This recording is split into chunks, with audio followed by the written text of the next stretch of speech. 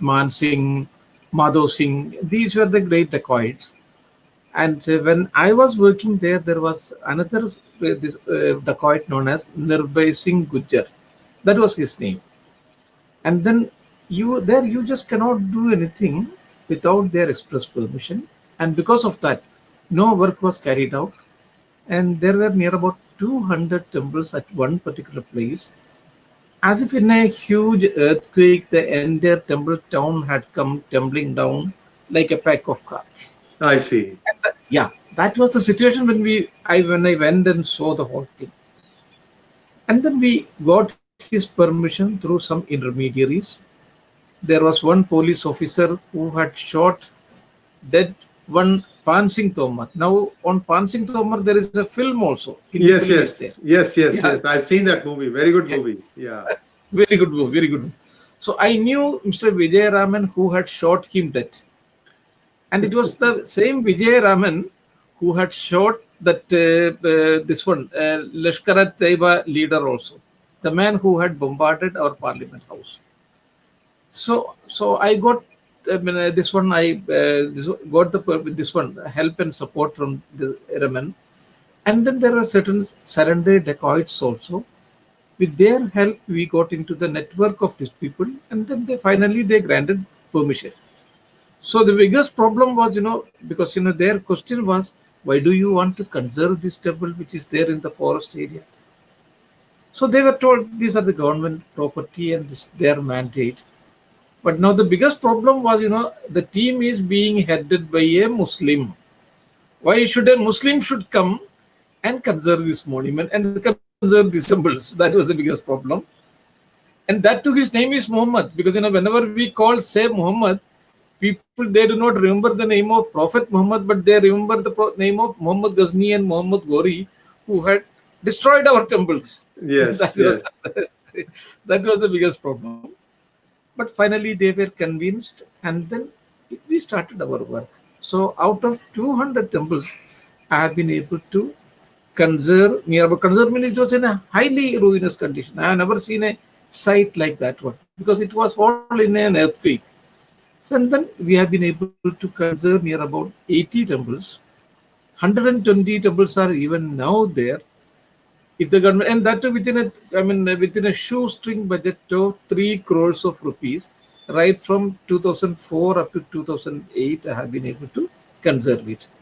And I think my Padma Shri is majorly because of that kind of work which I had carried out there at that time, in a very unusual, in a very bad land. Now it is a UNESCO site, isn't it? It has not become a UNESCO site. Actually, there are 3 sites. It can become a UNESCO site. That is we call it a World Heritage Monument. This is known as Bateshwar, then Padavali, and then Mitavali. And this Mitavali is exactly like the Parliament House. I see. It is Chausat Yogini temples, yeah. So there is a group of architects and historians who say that the Parliament House was actually, the naksha of the design of Parliament House was taken from there. So there is a group of people. It may or may not be correct. Wow, that's amazing information, sir. So let's now dwell a little bit upon Ram Mandir, Kar Sewa before and after. Yeah. Now, your work on, looking at this started way back in the 1970s with Professor Baby Lal. So perhaps you can bring our viewers, summarize it from that point forward all the way up to now, when even the digging has brought up some more things and so on and so forth. That amazing stuff has happened. So take it away, sir. The floor is all yours. Yeah. Thank you so much. Thank you. So it was in 1976 and 77. Professor B.B. Lal is a great archaeologist, one of the greatest archaeologists of the country. And we had gone along with him. So at that time, this was not, Ram Janam Bhoomi was not the issue. Because earlier he had excavated the Mahabharata sites, all Hastinapura, this one, Kurukshetra, all the sites associated with Mahabharata. And he had come up with a chronology of the site also. And now he wanted to see what about the this Ramayana sites. So among the Ramayana sites, the most important site is, of course, this is that Ayodhya itself. And then Lord Sri Ram, when he went on his Vanvas, He was for the first time he reached the side of river Ganges. So that was excavated, and then Bharadwaj Ashram, that was excavated, and then Chitrakoot, where he stayed for some time, that was also excavated. So these were the places which he had it in mind. So the first site, of course, is Ayodhya. So when we went there, uh, because generally what we do is before going for this actual excavation, we do an exploration work all around just to contextualize our excavation. So in this case, we went to the that controversial structure also at that time, and puja, Ram Lala's puja was going on. The mosque was completely closed because there was no prayer going on at that time. But then we introduced, there was only one police person and there was a one also. It was under lock and key also. Then we introduced that we are from the archaeological excavation. So they opened it for us.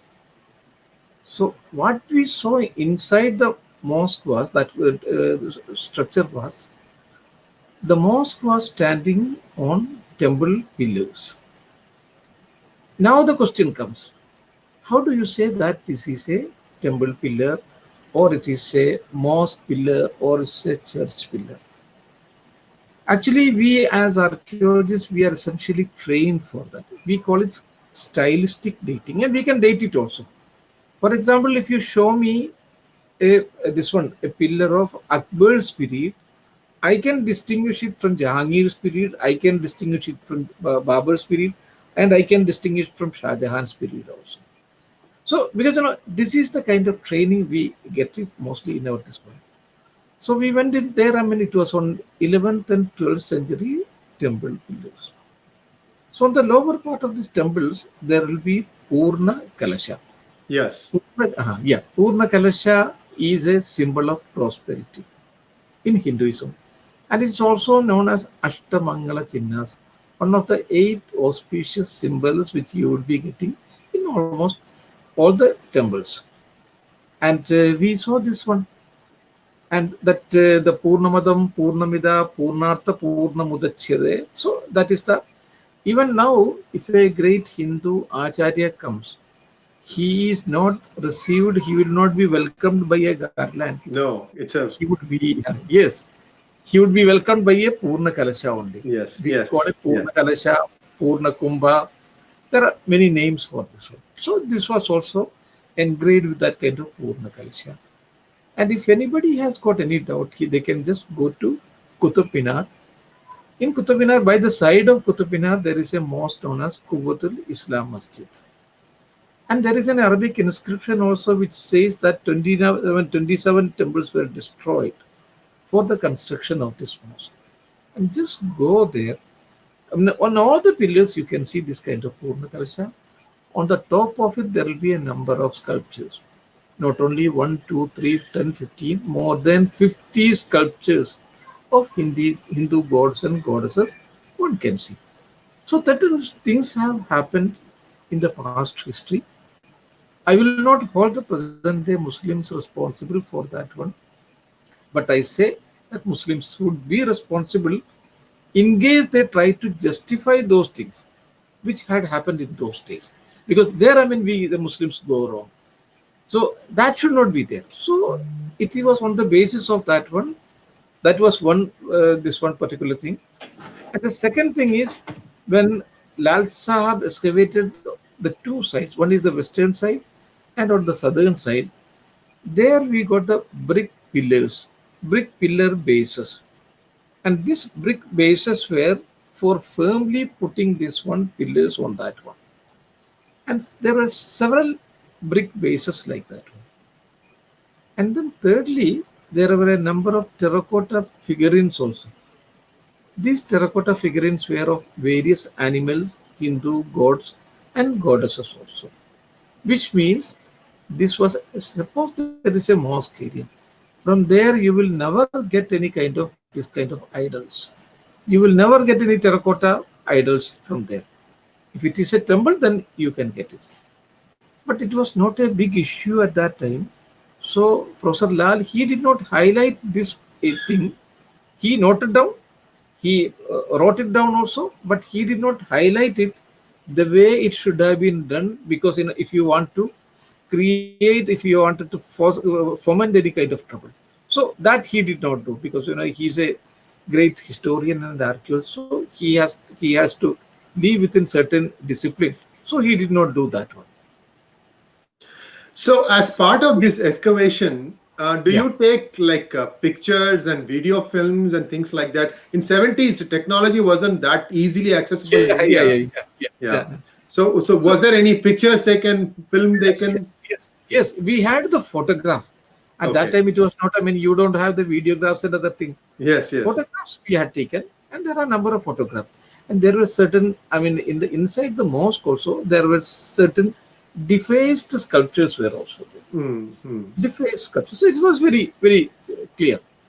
And about this one, it has been written by many of these previous authors also. When Stephen Taylor, he was a Jesuit man.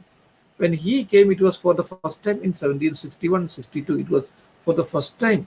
It was he who had pointed out that these are the temple pillars, not any VHP people.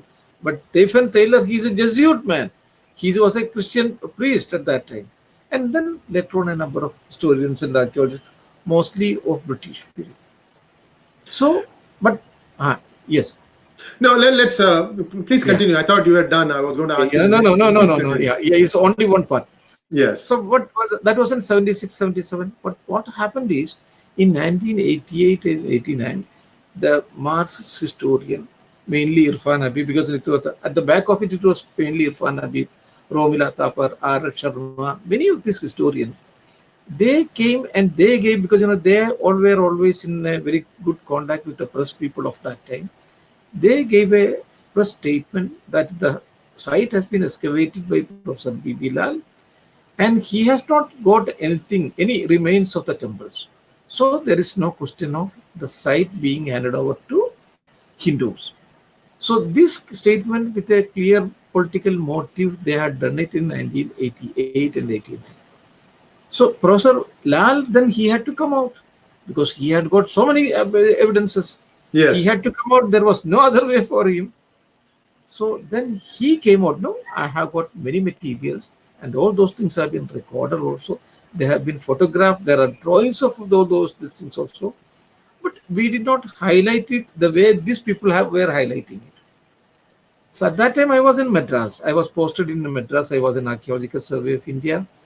I gave a statement saying, because I gave a statement that I was the only Muslim who had participated in that excavation, and I have seen those temple pillars also, the brick bases also, and also at the same time that terracotta figures of idols also. And then I said that there are clear evidences of having a temple below the mosque. Then further I said that this is as important for Hindu community as Makkah and Medina are for Muslims. And for Muslims, it has no connection at all with Prophet Muhammad. It has no connection at all with the Khulafaud Rashidin. Khulafaud Rashidin mean four pious caliphs. They are the most important people after Prophet Muhammad. Nor it has got any connection with Muinuddin Chishti of Ajmer or Nizamuddin Awliya of this Delhi. Any of the religious people, it is associated with only one particular king. And the percentage of Muslim community in Ayodhya is only 4%. So Muslims should have willingly handed it over to at that time for the Hindu community, and then the whole problem would have been solved. Not only this problem, many of the problems from which Muslims are now suffering, that also should have been, solved by the Hindu community by coming forward. But that opportunity was completely lost, and the people who were instrumental for it was mainly this communist historian, especially Irfan Habib, Romila Thapar, R. Sharma, and these people. So at that time, can I continue? Yes, Uh, please continue. Please yeah, yeah. continue. Yeah. So at that time, when I wrote this one, they were completely silenced. Completely, because all of them were historians, none of them were archaeologists. Completely silent. They had no answer at all for this one. Then there was one history with this one IAS officer, very senior IAS officer, Airavadam Mahadevan. He's not only a senior IAS officer, but also he was at that time the editor of Dinamani newspaper, and also a great archaeologist, because he has written volumes of volumes on Indus script. So he has got all the quality. So what he said is, he said that, I mean, in order to right a wrong which had happened in those time, we should not make, I mean, we should not destroy that historical structure. That was his. And then second said, he's the one group of people say that there are no, I mean, no Hindu remains, and another group says there are remains. Then why can't we do a second excavation? And very balanced opinion. So and I supported that also. And then that second excavation was carried out under Dr. B.R. Mani, because B.R. Mani is a very well established, again, a very well established archaeologist. He retired as the Joint Director General of Archaeological Survey of India and the Director General of National Museum also. And that was the second excavation. So before, if you want to ask any question before taking up that portion, you can just. Yeah. So what was the second excavation timeline? The timeline was in 2003. It took a long time in 2000, because we were in 1976 and 77. So what these people said is that, that below the Babari Masjid, there is no structure at all. Not to talk of temple, there are no structure at all. That was their argument. And when the order was given by the Honorable High Court, I mean, it should be an excavation should be conducted. They tried to stop the excavation in all the possible ways, because they could not do it. And then by that time, that ground penetrating radar survey was done by Tocho Vikas. So when they did it, they came to know that there are certain anomalies. Anomalies means there are structures below the Babari Mosque. It was now very clear to them. So this communist historian Irfan Habib, he himself came forward and they tried their level best to stop the excavation. They, including one of their professors, one Dr. Jaffrey, he tried to contact me also to get it stopped. But I said nothing doing that. It is a government order, it is a court order, and nobody can stop it. So when when Dr. B.R. Mani excavated it, we had got earlier 12 pillar bases, but now more than 50 pillar bases were excavated, and that too in 17 rows. 17 rows, more than 50 pillar bases, which means it was a huge temple. It was not an ordinary temple, it was a huge temple. And then, yeah. Now, question that comes to my mind right away, sir, is why was it subterranean? Is it like it's like a mound there, or why was it subterranean? Did they actually build the thing below the ground level? No, because what happens is always, I mean, any huge construction, and especially temples, mosque, and other things, it will be always on a hillock. And then the main structure was destroyed. The main structure, that is the temple, was destroyed by these people, and either destroyed or it had fallen, might have fallen down earlier also. That is also possible. And then it was rebuilt over that one. So that is why, because you have a structure, but this structure has gone deep down, and over that they had built this mosque. And then in the second excavation, not only this one. So when it was destroyed, that was in 1992 when it was destroyed, there was a Vishnu Hari Shila Falak. It was an inscription of 20 verses, in which it was very clearly said that this temple of Vishnu is dedicated to that Vishnu who has killed Bali. So who is that God who had killed Bali? That is Lord Rama. Yes. Rama. And then who had killed 10-headed person? Who is that 10-headed person? Ravana. That is again Ravana. Yes. And then it was done, in this particular temple was built by Govinda Chandra. Govinda Chandra was this one, he had made so many construction in Sarnath also and various other parts of the country also. And then the on the top of the temple, and especially North Indian temple, just below Kalasha, you will be getting Amalka. That Amalka was excavated from there. And then a number of pieces which goes just behind you, there is a temple. Just Yes. behind you, there is a temple. So it has got not only Amalka, Amalka is just below the Kalash. And then you have got a number of other, this one also, that is Shigara portions also. A number of architectural members of Shigaras were excavated from there, from that very particular place. And then Pranala. What is this Pranala? Every day we have to bathe the main deity. And that Abhisheka Jala that goes through this Pranala. And that would be a Magara Pranala. Magara Pranala means a crocodile faced Pranala. Why crocodile? Because crocodile is a symbol of river Ganga. And if it is, I mean, if you go to many of these North Indian temples, just in front of Garbhagriha, there will be a lady standing on on the right side. It will be a lady standing on Makara, that is crocodile, and on the left side there will be a lady standing on tortoise, which means Ganga and Yamuna and the underground Saraswati.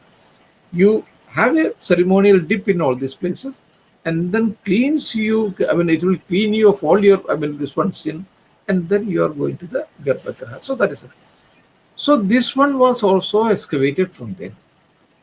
This you cannot excavate it from a bazaar area. You cannot excavate it from a residential area. This you can excavate it only from a temple area. This also Amalka also, and then that architectural members of the Shikara portion also, and then you have all the pillars and pillar bases. You already have it. So with the help of it, an archaeologist can reconstruct the entire temple. So all the things were excavated from there, and 263 pieces of terracotta idols were also excavated. Wow. 263 pieces. It is not a, I mean, in ordinary we don't get this many number of it. So had it been a mosque area, there was no question of getting any of this kind of idols. And there was a cobra also. Cobra means, cobra. There was a lady figure also, and especially a lady figure from a mosque area, you will never get it. So when this cobra, this one was excavated, some people said they have their own experts.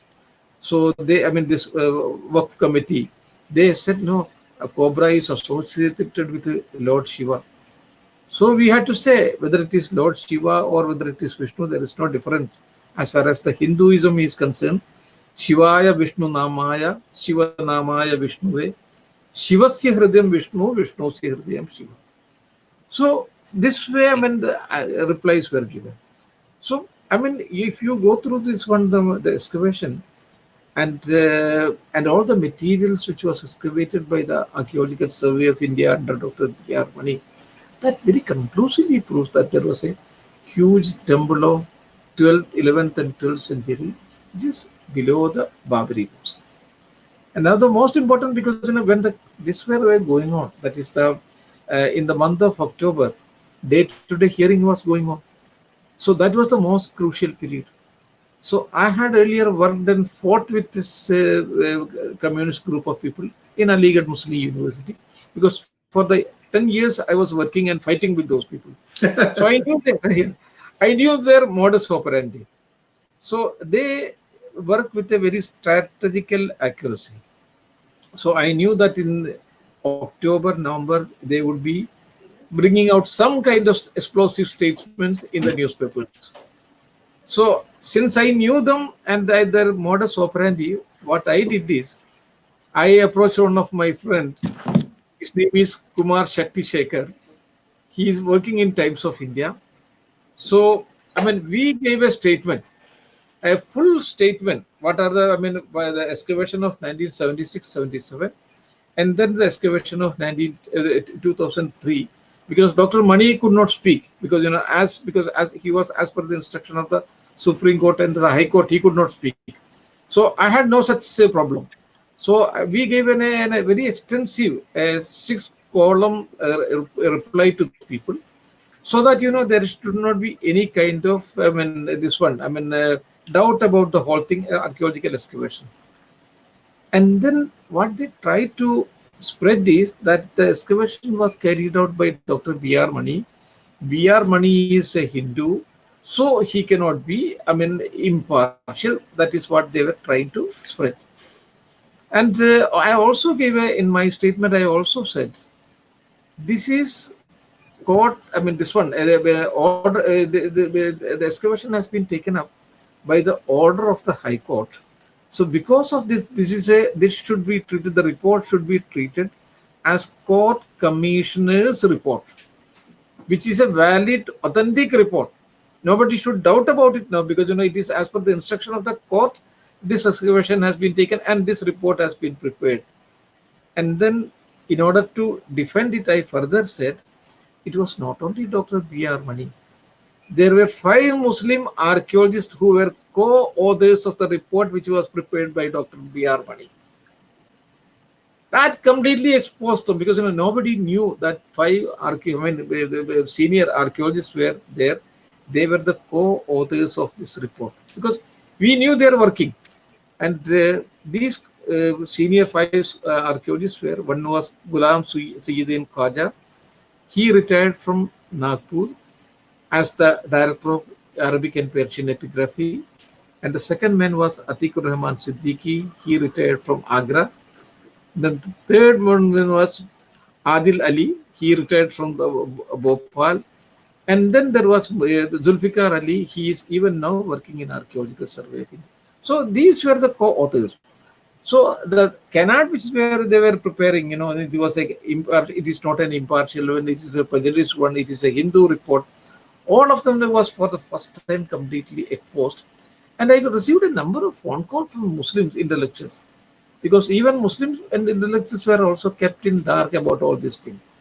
And that way communist historians were completely exposed. And when the judgment came, and the whole country heaved a sigh of relief, except the communist historians of Aligarh University. The whole country heaved a sigh of relief. Sir, two questions come to my mind, sir. First one is my curiosity question. Now, if I look at the temples in South India, the layout of the temple is like the Dhvajastambha is approximately where the feet, the god is in a sleeping position. Where the goddess Shira is there, then you have the Vimana on top, and that thing. Now, could you perhaps compare the same thing with how the temples are built in North India? And I'll ask you the second question after this. There are 2-3 types of temples. One is the Dravida. The Dravida Vimana, because Ayodhya, Pattadakal, Badami. And then you have the greatest temple we have got, Brihadishwara, and then Madhura Meenakshi and all those temples. That architectural is completely different. But here we have got Rekha Devul Shigara. We call it, one is Dravida, and the second is Rekha Devul Shigara, and the third one is when you go to Bhubaneswar and other places, there is a Veshara style also. These are the 3 important. So this has been built exactly like that of a Rekha Devul Shigara, which is a typical North Indian temple. And if you go to any part of the North India, because most of it, especially if you go to Khajuraho and other places, you will be getting the same kind of temple, which was actually built in all these places. Because many of these temples were destroyed during the Muslim invasions also. So in North India, you don't find that kind of temple at various places, except places like this one, Khajuraho and other parts. So there also you will be having a Garbhagraha, and then there will be an Andarala, and then there will be a Mandapa, then there will be a Mukhamandapa. So these are the temple parts. That's wonderful to know that I did not know that there were 3 different types of temple construction. So it's wonderful to know. I learned something new just listening to you, sir. The second question, this is a more philosophical question. You are an historian, not you. I'm just talking about an individual. You are an historian, and you are also a communist. A communist mindset is that God does not exist. They are atheists, essentially. They don't believe in the existence of God. Then why should these historians, what I would call as historians, Yeah. care whether there is a God or not. Why do they want to put their nose into this in the first place? First of all, I will make one more thing more clear. They are simply historians. They don't know about art, architecture, and other things. They are simply historians. They are not archaeologists. And while the excavation was going on, they had not visited the site also. I am talking about the Professor B.B. Lal's excavation. So, without knowing the subject, they had no domain competence at all to pass a judgment like this one, and especially about a person like Professor B.B. Lal. No domain competence. Without domain competence, because they have certain connection with the press people, and the press people entertains them, and that way this came out. So they should not have spoken at all, which many people question them that you are not an archaeologist. Then how do you say your opinion like this one? So number one, they are not historians. As you said that many of them are historians. And why they, because why they have taken up this question is they they wanted to, because they have got their hold on ICHR. ICHR, Indian Council of Historical Research. This is an organization which they have been running for a long time, and this is an organization through which they can give a lot of grants and other things. And by this time, by this way, they have been keeping the entire historians and their archaeologists under their wings. But now, for the first time, people have started thinking, people have started rebelling, and people have started speaking also. So even in Aligarh Muslim University also, while I was fighting against them, the whole BJP was supporting them. The whole BJP was supporting right from 1980, 1988. The BJP was supporting them. It was only from 1988 onwards BJP started going against them. So these are some of the this one internal secret matters. Sir, next step. Now, after the judgment, the Supreme Court judgment Yeah. came, and the Mandir construction excavation has again begun. Yeah. Perhaps you can explain a little bit more about the findings that have come out. Like, for example, I heard that there was a 5-foot Yes, Shivalinga that Shivalinga. surfaced, Yes, and so yes. please share some thoughts on what came out. Was this part of where it was? Was it in the main structure, or was it like a complex of temples? Perhaps you can elaborate a little bit more on that. Yeah, yeah, yeah. See, this thing is there might have been a number of smaller temple also. One is, I mean, a huge temple, big temple. And then there will be a shingala of a chain of smaller temples also would be there, especially in 10th, 11th centuries. So Ram Lalla, the portion which where Ram Lalla was Virajman, that was not excavated by Dr. B.R. Mani because of the obvious sensitiveness of the thing. But in the month of May, it was transplanted to some other place so that, I mean, the whole area can be leveled up. So at that time, a number of temple remains again came up. One is that Shivlinga, and then a number of pillars came up. All the numbers of pillars, and my dating to that pillars, it is mostly to, it goes back to 8th, 9th centuries. The one which Dr. This one VR Mani and earlier also was excavated, Professor Lal also excavated, that were mostly 11th and 12th centuries. But many of them that was that came out during the leveling, that goes back to 9th and 10th centuries also. So if you further excavate it, you will be getting so many other things also.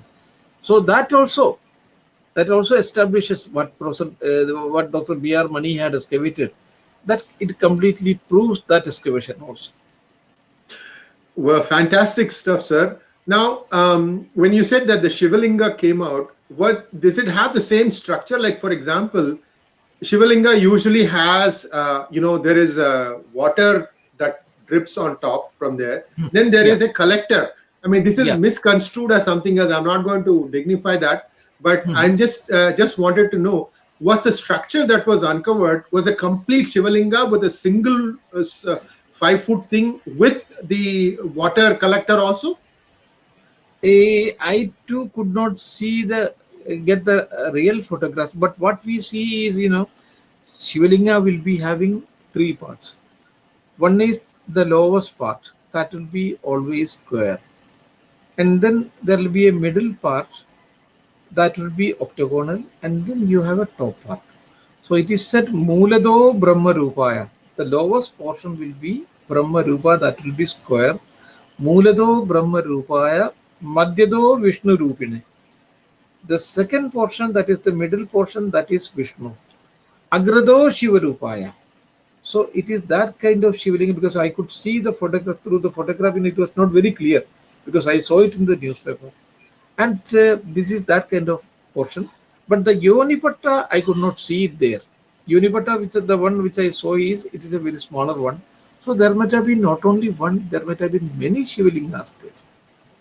And Ram himself had this one, worshipped Lord Shiva while going for that one through the Setu. That was the first thing he had done. Actually, there is a couple of stories about that. I don't know if you've heard about this. I'm just going to show you my ignorance here. So Rama worshipped Shiva before he went to fight Ravana. And then when he defeated Ravana, yes, and he comes back, he again worships Shiva. But this is a prayashchitta because he killed a Brahmana. Yeah. Not only a Brahmana, and he was a great Shiva Bhakta also. Ravana was a great Shiva Bhakta also. And there is a very beautiful murti. If you go to Ellora, there is a very beautiful murti. It is known as Ravana shaking Kailash. Because the whole story is depicted and it looks very beautiful also. And he was a great Bhakta. And he had to recite that Surya's, this one, Shiva Namaya, Shiva, this one, Sahasra Nama, 1,000 times and for 1,000 years. Then only he was released from the trap in which Lord Shiva had entrapped him. Amazing stuff. Very interesting. Amazing story. Yeah.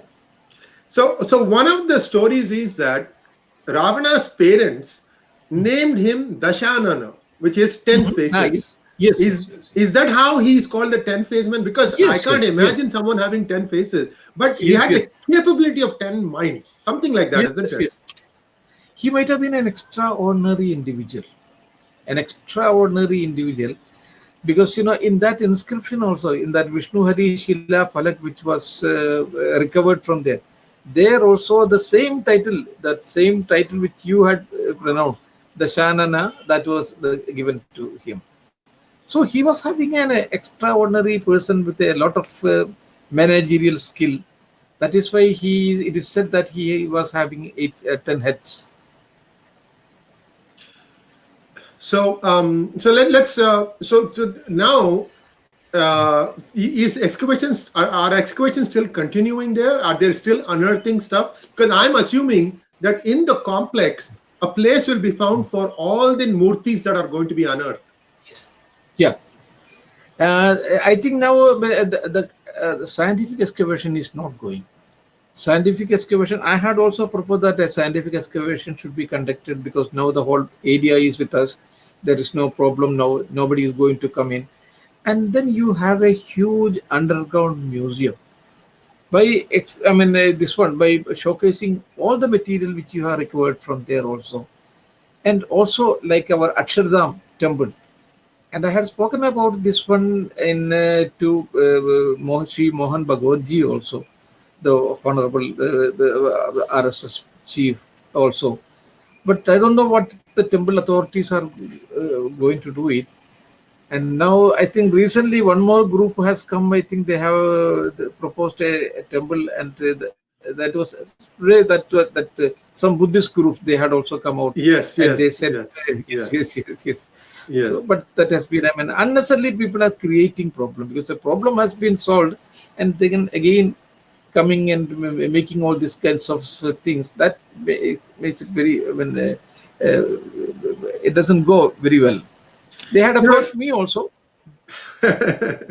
Lord Rama represents perhaps the only person that we celebrate from the Treta Yuga, right? There is nobody else in that Yugam that we are celebrating, and as a country, everybody goes back to that. So we need to look at it from that civilizational point of view.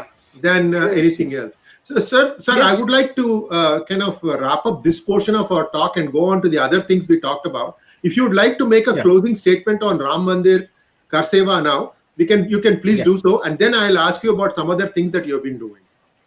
yeah. Now, I will only say that Allama Iqbal, the great poet of India, and of course Pakistan also, it's a very good statement about Lord Ram.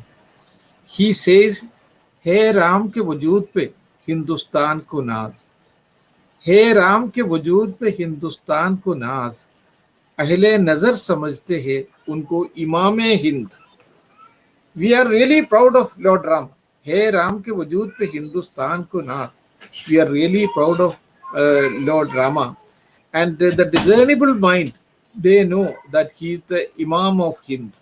So I would like to conclude my this discussion on this one with by quoting Allama Iqbal. So he is not only Imam Hind and he is a world leader and he is the Maryada Purusha. So we should take him from that angle. Hindus, Muslims, Christians, all of them should come together and we have to have a united India. That should be our stand now. Uh, you really touched my heart, sir. Thank you so much. One of the names for Lord Rama is also Purushottama, which is Purusha. Uttama of all the Purushas. Yeah. Maryada. And we can go on. I think we should also talk a little bit about your other things that you've been doing.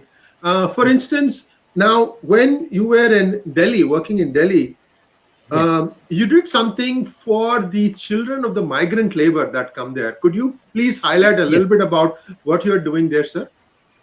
I was actually from 2008 onwards, I was posted in Delhi for Commonwealth.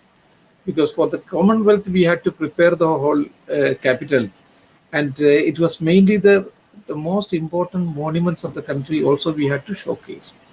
So for that, there were hundreds of laborers under me. And they were coming mostly from Bihar, Bengal, Madhya Pradesh, Uttar Pradesh, along with their children. And these children, mostly they were, 1 year old, 2 year old, 5 years old, 6 years old, up to 10 years. They never have an opportunity to go to a school. And they will be going to the nearby Choraha, they will be begging for alms. So what I did is, I myself and my wife, we said that, we will have small schools for them. School means tended school because in a monument you cannot construct anything. Or if it is a structure is there, then we will reuse that structure also. So you don't have to do much. You have to give them uniform, you have to give them food, and then teach them. And this way, we had near about more than 500 children were there at various places. One was in Qutub Minar, second one was in Lal Killa, third one was in Humayun's Tomb, fourth one was in this one, Purana Killa. This way, we ran 5 schools. So naturally, it was opposed by some of the government officials. And then I said, see, I'm running it. They asked me, have you taken permission for this thing? I said, I don't need to have any kind of permission because I'm not spending anything out of the government money. I'm spending out of my own money and it is a social service. Although there are government projects are there for all this thing, but it never reaches the common man.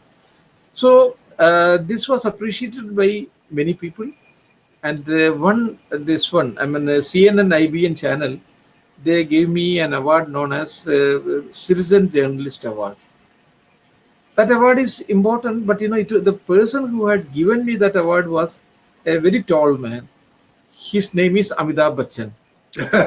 So, yeah, so he was much taller than me, so it became very well known. Throughout it was this one published by many newspapers, and then it became important also.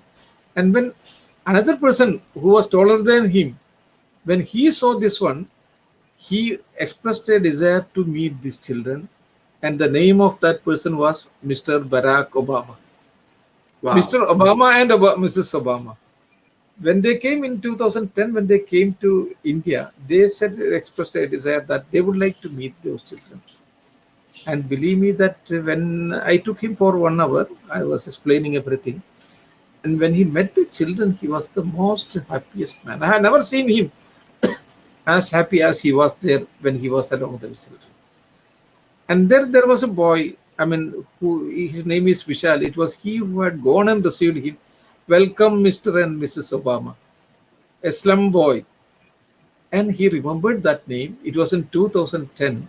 In 2015, when he came again as the chief guest of the Republic Day parade, just 5 days before, I got a phone call from American embassy that American president is looking for Vishal. So by that time, I had forgotten Vishal, because we had many students like this one. They were not having email also, mobile also, but they requested me that I should locate them. I located them. So on 26th of January, Republic Day parade was the biggest thing. And then on 27th at Sri Fort Auditorium, there he met this child before meeting Tata, Birla and all the great industrialists of the country. Wow. So that was a great message he had sent it on that day. Sarve bhavandu suginam, sarve sandu niramaya, sarve badrani paschandu, ma kaschidam tukam. Let us create that kind of India. That was touching, sir. Well, you are not someone who is, satisfied in the world. You are continuously trying to do other things. Now, there is one other significant contribution that you made towards portraying India's culture and history properly. Could you share a little bit more limelight into that part of your life, sir? I think you're referring to that replica museum. I did something about the replica museum. Replica museum is an idea because of man who comes from America, who comes from England. They in Delhi, they mainly see Qutub Minar, Lal Killa, Humayun's tomb. So they say it's only Mughal monument. They go to Agra, their Taj Mahal, Agra Fort, Fatehpur Sikri, Itmad-ud-Dawla, again Mughals. Go to Jaipur, again you call it Rajput monument, but they are essentially Mughal monument. So they go with an impression that this is India, only Mughals and Mughals. So what I did is, in just behind Sri Fort Auditorium, there is a land which was through a court case, it was given to us by a great lady known as Ajit Kaur and Arpana Kaur. So they got it for Archaeological Survey of India. There I have started a replica museum where you can find a mini India there. All of them are replicas, but they are as good as the original itself. For example, in Hampi, you have got that Ugra Narsimha. Yes. If you want to see that Ugra Narsimha, you can go to my temple, museum. And it's to the scale only. To the scale only. This one. And secondly, in Didarganj Yakshi is in Patna Museum. That is the most important piece. It has toured all over the world. If you want to see that also, you can find it here. If you want to Mahabalipuram, if you want to see Ellora, Ajanta, Ellora, all of them, all the important pieces, you can see it here. It was not a government project also, because there was funds which I could manage. So out of that 35 lakhs of rupees, I used it. The structure was already there. So by using that one, at that time when I was making it, it was a Congress period. So people called it as a BJP idea. So I said that I have neither BJP nor Congress. It is an Indian idea. So I thought that when BJP comes, at least they will give some kind of support. But they did not give any support at all till this moment. Well, while you get your breath back, sir, I think this is a shout out to the Minister of Culture. This is our heritage. It takes a lot more effort to put this together than to maintain it. I hope people in the PMO as well as in the Ministry of Culture see their way clear and provide assistance and funding. And not only that, you see, there are these India Tourism Development Corporation coaches, the air-conditioned coaches that take people from all the five-star hotels, and the final point probably is Agra. In those things, we should consider having this as one of the stops. because Yeah, yeah, you yeah. are only seeing the same thing over and over and over and over. Exactly, exactly, exactly. So And 3 days back, no, sorry, 5 days back, Prahlad Patel ji, I mean, the present cultural and tourism minister, he went to the site, he has seen it, and we hope that he will do something. Actually, now the condition of archaeological survey of India is very bad. That also we had to, because uh, culture is a very important thing, and yes, Ministry of Culture and Tourism, they should help and cooperate with archaeological survey of India. But since the last 6 years, it is in a very bad condition. I should underline it. Since the last 6 years, it is in a very bad condition. as Even if I was therein, I would not have been able to do things. sir, one of the challenges that India has is there is a wealth of history that can be unearthed. I mean, look at the path of the Saraswati River civilization Yes, yes, yes, that needs to be uncovered. We have yes. satellite mapped the path. Yeah, Some stuff was done in Haryana to try and yes. revive the river, but all these things requires dedicated effort, time, and effort and money. And I'm hoping that once this corona settles down and India starts growing again, perhaps the government should seriously consider doing a public-private partnership. That way, what happens is, the money and it has to be Generated. generating So, funding and self-sufficient once it becomes a entity. Sir, I'm sorry yeah. to drag you for such a long conversation. No problem, no problem. Because you have given me an opportunity to criticize the government also, so I'm happy. Yeah. No, things should improve. Things Yes, should improve. It is not. yes, yes. Completely agree with you, sir. So Yeah, now we'll start having some questions. The first yeah. question is from Shubham Rane. Uh, will Sri K K Muhammed provide assistance in Kashi and Mathura, just like in Ayodhya? Uh, Actually, that would have been very good if the Muslim community had agreed for it. But as per the rules now, in 1991, there is a religious act is there. As per the act, I mean, this one, I mean, the cutoff here for any temple or a mosque would be 1947. That is the year of our this one independence. At that time, if it was a temple, that would be a temple. If it was a mosque, that would be a mosque, except Ayodhya. So far, I think our this one is only that we cannot make any more claim. And my humble request is also, I mean, we should not make any more problems now, because if we are making problem, that will be again, it will take the country towards the, it will take them back to another century. But if Muslims are willing to give, you have to persuade them. And the things are Muslim mind is changing. And we have to create an atmosphere in which, this Muslim should willingly hand it over. If it is willingly, they are ready to willingly to hand it over, that would be the best remedy for all, the best solution for the whole problem. Sir, here is a good question from Indrani Ghosh. Can Uh-huh. Sri Muhammad point out some bookstores which keeps Yeah. archaeological books? Because As- most of the time I'm unable to get BB Lal sir's book even online. I see. Now, online is the best thing. Otherwise, we have almost all these books are available in Delhi.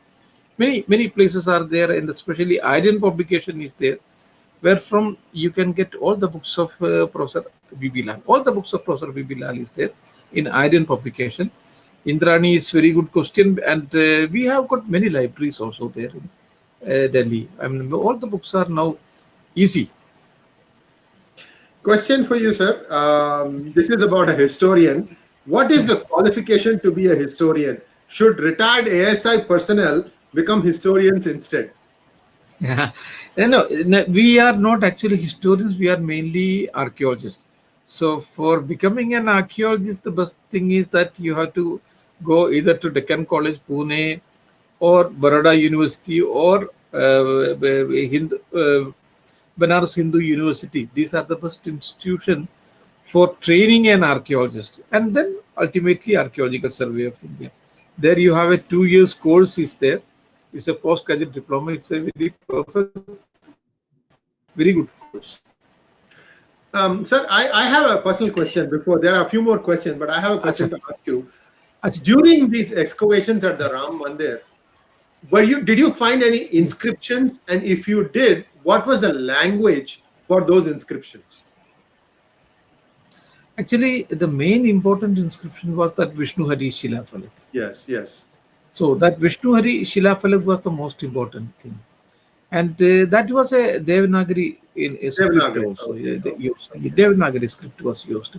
And it is in 20 lines. It is in which this one they have said that it was dedicated to that Vishnu who had killed a 10-headed person also and Bali also. So So, it was written, I'm sorry. Just let me finish the question. yeah. It was written in Devanagari, but the language was. I mean, this one, I mean, Devanagari script was also there, and the language was also a kind of this one in 11th and 12th century. It was a kind of transition period. So, in which you'll be having some overlapping of Brahmi also, and then Devanagari also. So, these are that Hindi also. So, this is a kind of overlapping period of that. Yeah. Thanks for answering that question. The reason I made this observation is I have at PGurus done a series of videos with Padma Bhushan awardee Dr. Nagaswamy. Ah, yes, oh, great. And his contention is that Ashoka, when he formalized Brahmi, 3rd century BCE, when he was the governor of Takshashila and all that, that has formed sort of like one standard from where a lot of Indian languages and Khmer, which is what the Southeast Asian languages, they've all spread. And therefore, that's why I was curious to know what language does this have. And just to mention one other point in passing, sir, in the 10th century or 11th century, Rajendra Chola went and conquered Ganga. So now he has inscriptions, coins that he has paid, where he is written in Devanagari. It says Gangai Konda Choran, which means man who occupied Ganga. But that is the interesting thing. So the script is Devanagari, and the language is covered. That's why I kind of tried to. Tamil, So thank you so much, sir, for that question of mine. So somebody wants to know, Abhay Agarwal, I want to know where Sri K K Muhammed learned his history from. I want to learn in the same manner. Yes. No, I learned my history from Aligarh Muslim University. And then fought with all those people. So this is a general question. I'll come to that in a little bit later. A couple more questions. Mayur Rathan, now that you are retired, can you please make YouTube videos of all the findings of ASI? The youth today do not read books, but they watch videos. Yes. No, the work should be taken up by Archaeological Survey of India. For that also, we have to approach the minister, and the minister should give a direction. Prahlad Patel ji, he can give a direction to Archaeological Survey of India. All these important things, it should be taken up. Now, I had made some personal videos for that I had to spend. For example, I have excavated this one for Bateshwar. There is a YouTube document. This one is there. A documentary film is there about the discovery of Ibadat Khana in Fatehpur Sikri, where Akbar had the Deen-e Ilahi that Akbar had built. Right. So, So that I had excavated, and there is a video there. For that also, I spent out of my pocket. Then Akbar had built a church also there. That also I excavated and made a film there. And now I am making a small film on Nalanda University. It's a very small film. It is only for 20 minutes on Nalanda University, the great Nalanda University. But now either the government should support or the government itself should come forward. These are the two ways. They have got a wealth of material there. Sir, the next question is from Sri Manmohan Soni. He says, B.B. Lal, in a recent interview, talked about many pre-Islamic Indian Vedic sites discovered. While ASI is busy renovating tombs and forts, these sites were not completed. I mean, this is the general question. You mentioned it that there is a funding challenge. I mean, renovating an existing thing that is 500 years old is far easier Yeah. than Yes. excavating something that goes back thousands of years, isn't it? Yes. So there again, I criticize the government because now the government is in a position to spend money for all these things, and they should excavate these things also, and they should renovate those makbaras also, because renovating makbara should not suffer because of the discovery of these places. So you have more and recruit more and more people. I mean, bring more and more posts, and then expand the whole archaeological survey of India. That is not happening. I mean, BJP government, they might be speaking about the glorious civilizations and other thing, but that is only in speeches. They don't do it in actually in when it comes to the actual work. And as far as this archaeology is concerned, the Congress government was far better than the BJP government's performance since the last 6 years. Well, This is a factual statement. it's a Factual fact. statement. You're absolutely right, sir. And I don't have any. I don't carry a brief for the BJP government. We have to state the facts as they are. Yes. Now, I have a curiosity question. This is from Pratik Patel. He has asked a slightly different question that you've already answered. So I'll ask you a question. Part of his question. He says, "Why is there not a big ancient temple in Delhi? For example, Indraprastha is right there. So why is there no old temple excavated in Delhi itself?" No, the obvious question is, I mean, sir, is because all of them have been completely destroyed when the Muslims came in 11th and 12th century.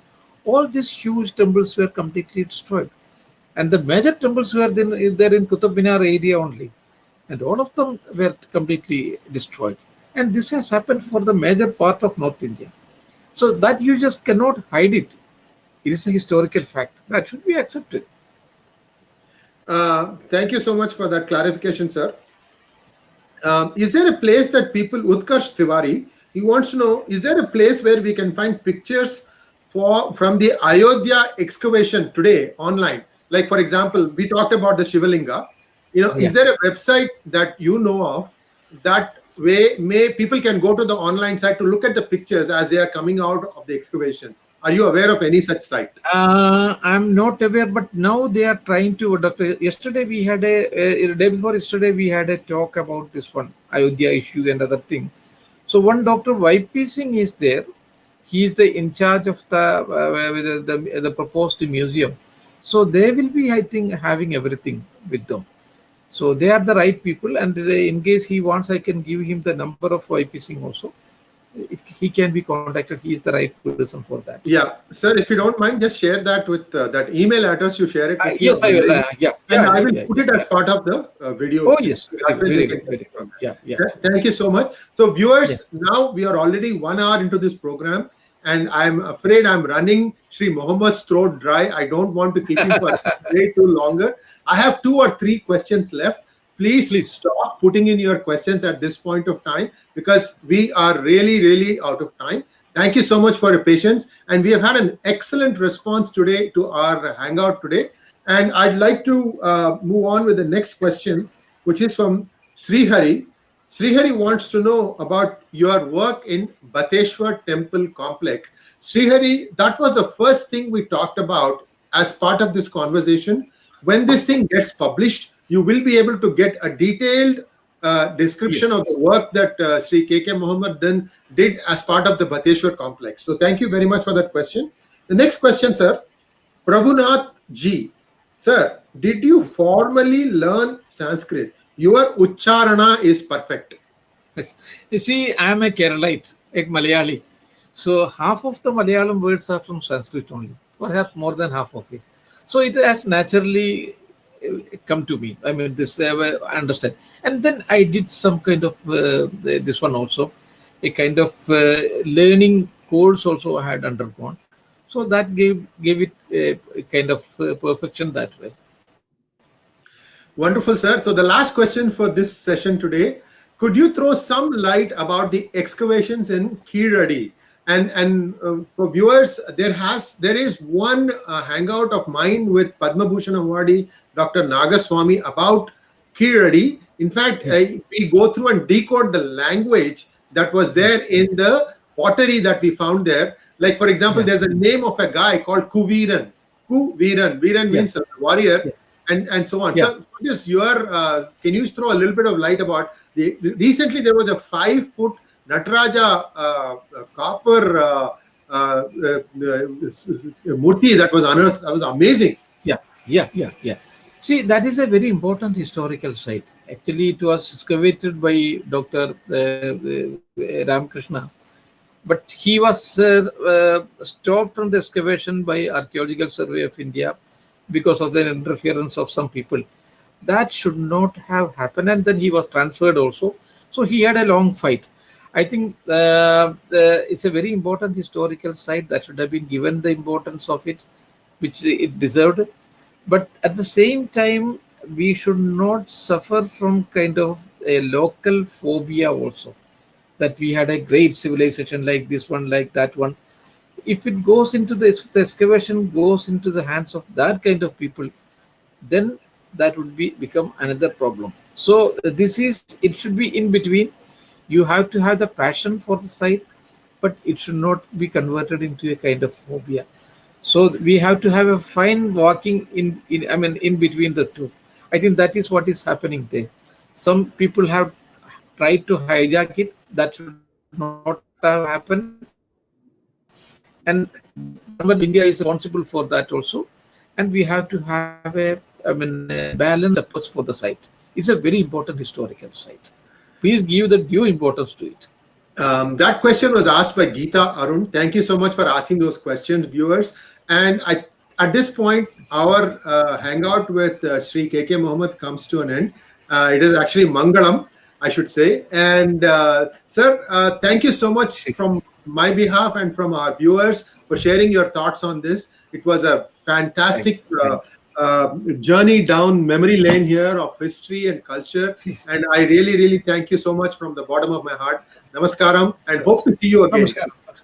Thank you so much. Thank you. Thank you, sir.